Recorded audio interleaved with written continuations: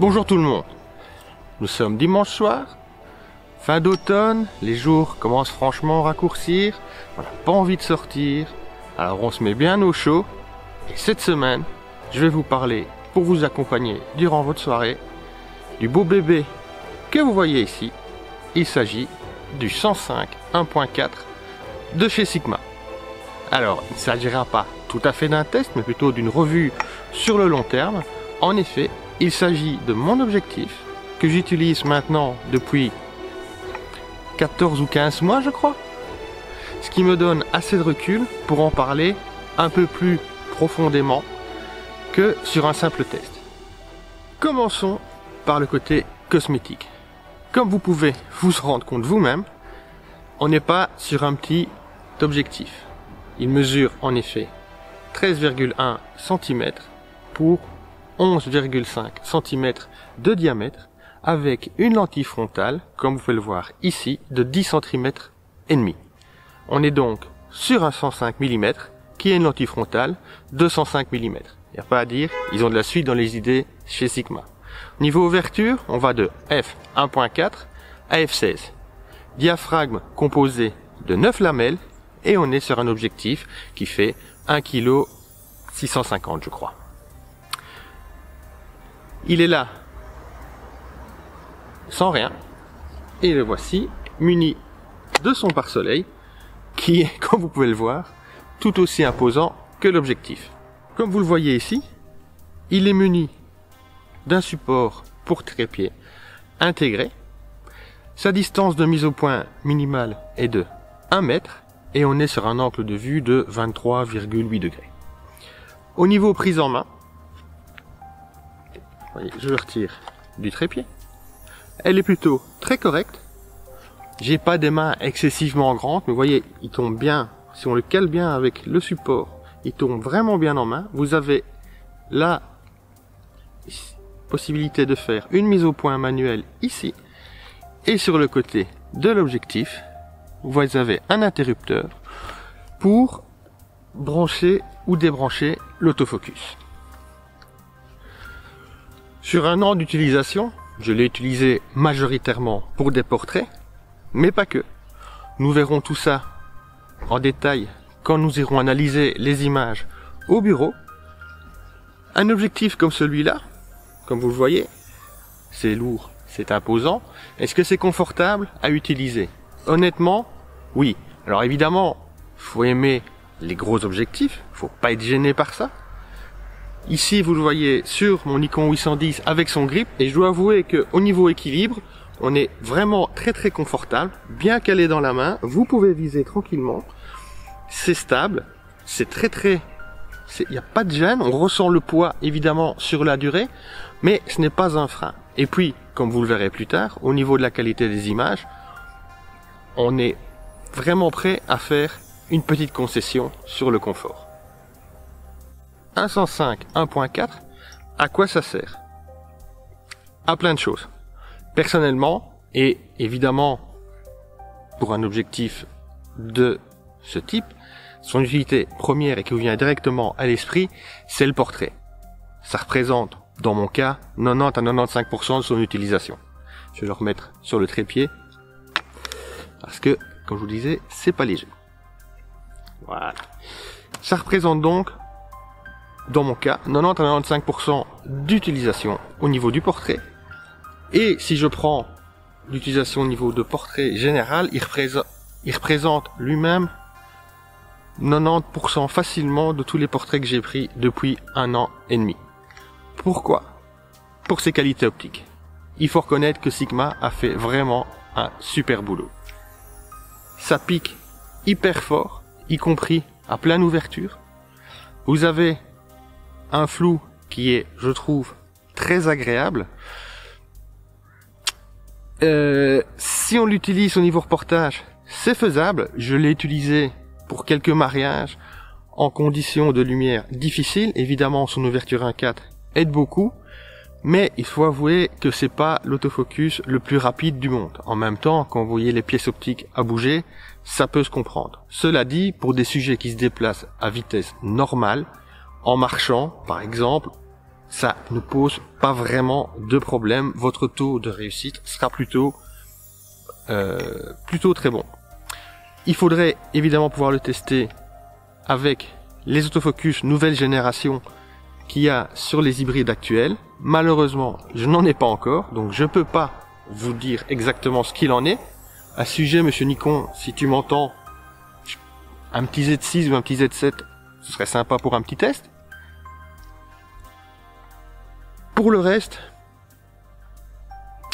lui trouver une place dans le sac, parfois, relève un peu du sport. Mais honnêtement, une fois que vous l'utilisez, vous oubliez vite un peu toutes les contraintes qui sont liées à son physique. En parler, c'est bien. Maintenant, ce qui est encore mieux, c'est de voir la qualité des images que l'on peut réaliser avec. Pour ça, nous allons aller au bureau et regarder tout ça sur écran. Nous voici donc maintenant au bureau où nous allons pouvoir analyser sur écran les images que j'ai réalisées avec le Sigma durant les 13-14 mois d'utilisation que j'en ai eu. Alors on va voir un peu tous les styles de photos que j'ai fait. On va regarder les détails, voir les flous, voir un peu tout ce que cet objectif m'a permis de faire durant cette période.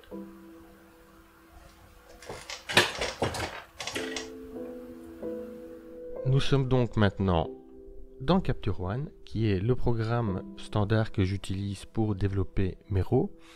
Je vais vous montrer toute une liste d'images que j'ai réalisées avec le 105 de chez Sigma. Je vais d'abord commencer, avant de rentrer plus en détail dans chaque image, par vous montrer toute une série de styles différents d'images que j'ai pu faire durant ce temps d'utilisation. Donc vous voyez là, on est plutôt sur du reportage.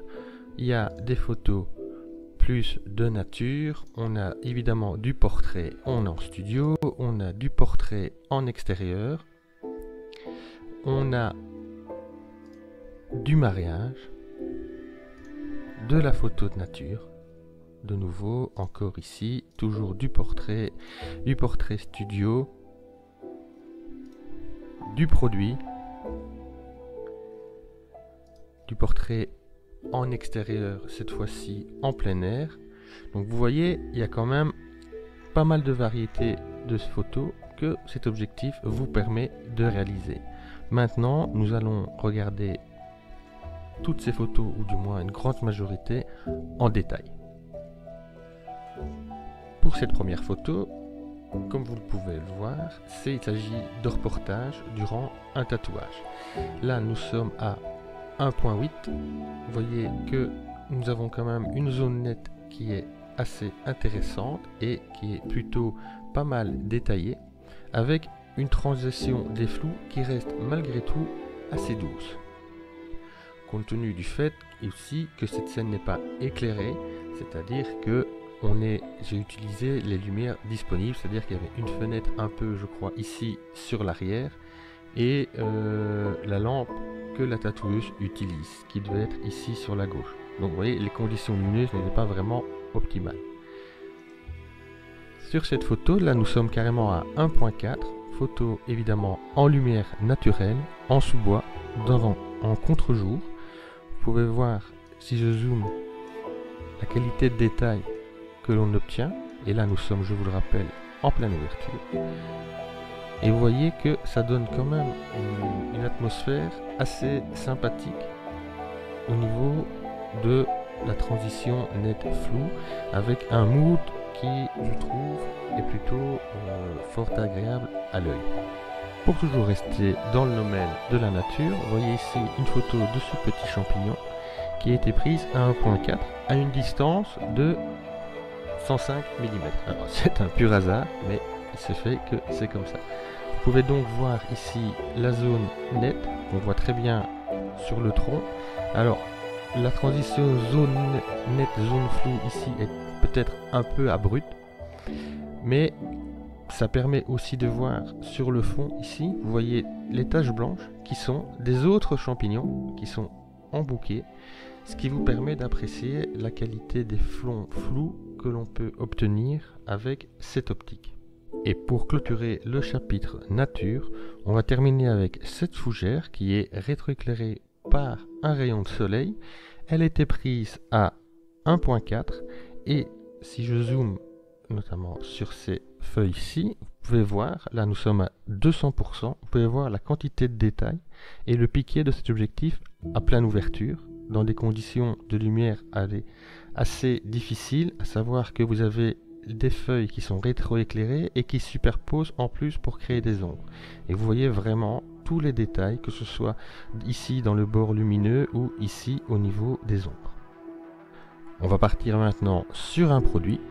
Alors là, nous sommes à F11 en studio et si je zoome, vraiment là nous sommes déjà à 300%, vous pouvez voir vraiment toute la texture de l'étiquette, tout le piqué que cet objectif peut vous fournir. Pour faire la transition entre les produits et le mariage, voici donc un bouquet de mariés qui est pris en condition de lumière artificielle lors de la soirée. On est à 2.8 et vous pouvez remarquer à quel point nous sommes plutôt très détaillés avec un superbe piqué sur les parties nettes et une transition très douce, vous voyez, entre toutes les fleurs ici et les tiges vertes, entre la zone nette et la zone floue. Comme je vous l'ai dit, on peut faire du reportage avec cet objectif, notamment pour les mariages. Les deux photos que vous allez voir ici ont été faites toutes les deux à 1.4, conditions de lumière très difficiles et sujet en mouvement. Vous pouvez constater qu'elles sont nettes. Alors, sujet en mouvement, oui, mais évidemment, il ne court pas. Vu les pièces optiques à déplacer, évidemment, l'autofocus ne vaut pas un 70-200 vraiment dédié reportage. Cela dit, on peut tout à fait s'en sortir pour retirer des photos assez sympathiques. La combinaison de la longueur focale et d'ouverture vous permet aussi, lors d'un même événement, comme par exemple ici ce mariage, d'obtenir deux photos qui sont assez différentes avec le même objectif et quasi les mêmes réglages. Là nous sommes à 1.8 sur un portrait de couple éloigné, contextuel. Vous voyez l'immeuble du fond qui est bien flouté, le sol qui est devant eux qui est bien flouté, eux qui sont nets, qui ressortent vraiment de l'image. Et ici sur un F2, vous voyez, nous avons quand même toute une partie floue qui est sur les extérieurs et les yeux qui sont parfaitement nets, ce qui donne un effet assez intéressant à notre photo. Nous allons maintenant entamer notre gros chapitre portrait, puisque c'est quand même la vocation première de cet objectif, avec ce portrait qui est pris en intérieur et en lumière naturelle. Nous sommes de nouveau à 1.4 et vous pouvez voir que notre sujet est totalement net et que le fond qui est pas tellement loin derrière, c'est un escalier, il doit être à 1 mètre, 1 mètre 50, est flou, mais qu'il y a une transition qui se fait, vous voyez, au niveau du sol, c'est pas du moyen format, entendons-nous bien, mais c'est quand même une transition qui est fort intéressante. Alors, je sais aussi que certains n'aiment pas le rendu des Sigma, qui trouvent un peu trop numérique. Moi, personnellement, j'aime bien, donc ça me convient plutôt pas mal. J'ai un autre portrait qui est pris de nouveau en lumière naturelle en extérieur, aussi à 1.4, et vous pouvez voir ici la différence, surtout quand vous voyez au sol les transitions entre flou, net, flou. Ça reste malgré tout assez agréable à l'œil. Nous avons encore quelques exemples, comme par exemple celui-ci, où là nous avons en avant-plan des épis de blé que j'ai pu, grâce au F2 ici, que j'ai pu flouter de façon plutôt agréable pour créer comme une espèce de voile devant mon sujet. Et enfin, nous avons ce portrait à 1.4. Vous pouvez voir le fond. Donc c'est pas toujours évident les rendus au niveau des branches dans les bois. Ici, je trouve que le rendu est plutôt bon au niveau du flou d'arrière-plan. Et sur ce portrait, vous pouvez voir ici le flou d'avant-plan, c'est-à-dire qui superpose légèrement avec la main, notre sujet qui est parfaitement net et tout le flou sur l'arrière-plan Avec, si je zoome vraiment, là on est déjà à 200%, vous voyez à quel point, à 1.4, nous avons un piqué tout à fait remarquable. De même, sur ce portrait, de nouveau, en plein air, alors là, il s'agit d'un lac et du ciel bleu derrière qui se confondent. Le fait de pouvoir, à 1.4, flouter totalement l'arrière-plan, permet, sur une image comme celle-ci, d'obtenir un très chouette dégradé de bleu entre l'eau et le ciel. Et de nouveau, si je zoom, vous voyez, là on est carrément à 200%, à 100%, vous voyez à quel point le piqué de cet objectif est absolument merveilleux. Une caractéristique que j'aime bien sur cet objectif, c'est justement sa longueur focale de 105 mm, qui, je trouve, permet d'avoir un rendu très esthétique au niveau des visages et des corps du fait de sa compression. On n'est pas sur du 50 mm en portée rapprochée qui va vous déformer. Là, je trouve qu'on est plutôt sur quelque chose d'assez flatteur. Comme vous pouvez notamment le voir, par exemple, sur ces portraits-là qui sont pris en pied. Et notamment sur ce portrait, vous pouvez remarquer aussi les petits points lumineux. Vous voyez, je vais zoomer dessus, qui créent en situation réelle le fameux bouquet lumineux arrondi qui est plutôt agréable à l'œil. La combinaison de sa longueur focale et de son ouverture 1.4 vous permet d'obtenir des effets sympathiques, notamment comme sur cette photo avec le miroir, où vous pouvez quand même bien distinguer nos deux sujets flous, le reflet qui est complètement net, et à savoir que pour avoir ce genre de reflet, il se situe relativement près du miroir. Et pour terminer cette analyse d'image, nous allons maintenant entamer un gros chapitre studio, à commencer par cette photo. Nous sommes à f8 et vous pouvez voir la quantité de détails que cet objectif vous fournit. Vous voyez vraiment tous ces petits brillants sont bien détaillés, la texture de peau, les cheveux, la texture des fleurs, les cils.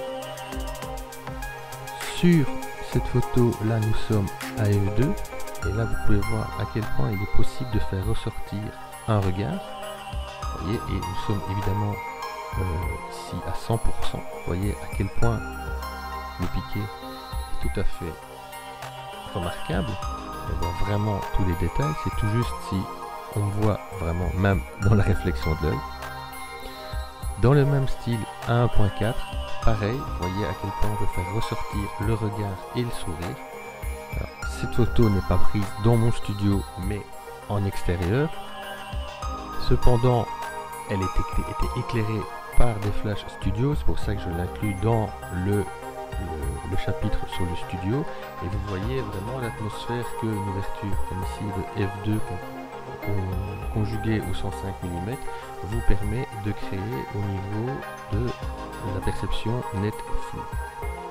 Nous sommes là vraiment, par contre cette fois-ci, vraiment sur du studio, sur quelque chose qui est un peu plus mode, à f8. Et vous voyez vraiment de nouveau tous les détails d'hérésie qui ressortent, les lèvres, la texture de peau. Vous voyez toute la hérésie qui est vraiment bien définie. Sur ce portrait, vous voyez, pareil, la définition au niveau de l'œil proche, toute la texture qui est vraiment bien visible et notre transition. Alors, si j'ai pris cette photo, c'est vraiment parce que contrairement aux deux autres où les modèles sont vraiment de face, cette modèle-ci étant légèrement en angle, ça permet de mieux juger la transition entre le net et le flou qui n'est quand même pas sous cet angle-là si violente que ça et reste très agréable et très douce à l'œil. Et pour clôturer, quelques photos noir et blanc, notamment celle-ci à f8. Ces deux photos là sont prises à f8. Vous pouvez voir la quantité de détails et de piqués. Alors les cheveux évidemment sont totalement détaillés malgré le mouvement créé par le ventilateur. Évidemment ils ont été fixés par le flash. Vous voyez le détail au niveau des yeux, pareil ici, le détail au niveau des yeux, les détails dans les poils de barbe, et comme je suis relativement proche, le fait d'avoir un 105 mm me permet à f8 d'obtenir quand même une transition avec un léger flou sur l'arrière des oreilles. Et on terminera avec ce portrait à 1.4. Vous voyez, alors je sais que certains n'aiment pas ce genre. Moi, je suis plutôt amateur d'avoir ces très courtes profondeurs de champ avec les yeux et la bouche nette et le reste qui part dans le flou. Avec un 105 1.4 comme le Sigma, vous obtenez absolument pour les amateurs un effet formidable. Comme nous venons de le voir, d'un point de vue optique, c'est irréprochable. Mais tout ça a un coût. Vous pouvez le trouver au prix du jour en Belgique, on est sur à peu près 1500 €. Alors, est-ce que ça les vaut? Dans mon cas, personnellement, je trouve que oui. Je l'utilise majoritairement sur la plupart des shootings que je fais. D'un point de vue, tout ce qui est lié de près ou de loin au portrait. Je l'utilise également en mariage. Alors, c'est comme toujours, si vous êtes professionnel ou en activité complémentaire, que vous dégagez du revenu et que vous pouvez vous permettre de l'amortir au niveau de vos prestations, franchement, je vous le recommande. Maintenant, si vous êtes un amateur qui a envie de se faire plaisir, qui est vraiment spécialisé dans le portrait, franchement, si vous avez les moyens, allez-y, franchement, vous ne le regretterez pas. En conclusion, que penser de ce Sigma? Pour moi, que du bien. Malgré son physique plus qu'imposant, qui nécessite quelques concessions, les résultats sont largement à la hauteur et d'une qualité irréprochable. Si vous me demandez mon avis, franchement, achetez-le. S'il rentre dans votre activité, c'est un achat que vous garderez très longtemps et sur la durée, je pense qu'il ne vous décevra jamais. N'hésitez pas à me dire ce que vous en pensez, si vous l'avez, ou si vous avez des questions, posez-les en dessous de cette vidéo, j'y répondrai sans le moindre problème. D'ici à la semaine prochaine, je vous dis bonne semaine. N'hésitez pas, si ça vous a plu, à nous soutenir en vous en donnant un petit pouce, fait toujours plaisir, et à bientôt.